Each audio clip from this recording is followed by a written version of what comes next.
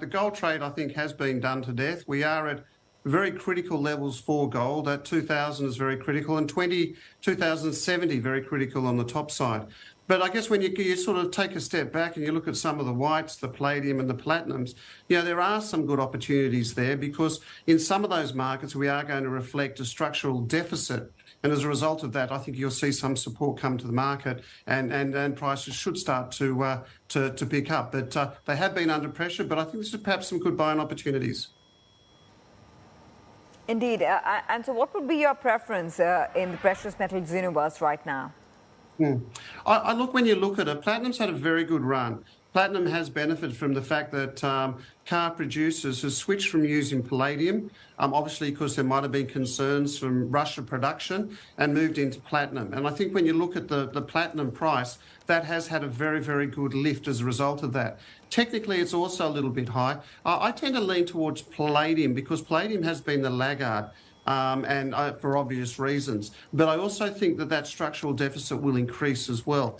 I think if we can get over and see some light out of the Ukraine, that'll also represent a positive flight to palladium.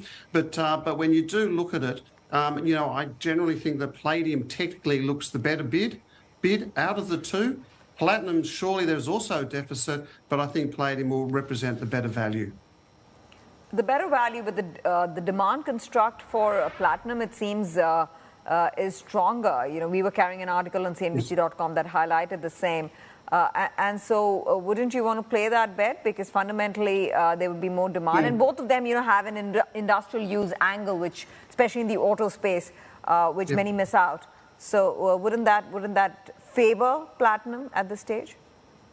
Oh, look, I tend to agree with you when you look at it, but when you look at the fundamental side of it, you can see that platinum has that use in catalytic converter. It also has that jewelry use as well.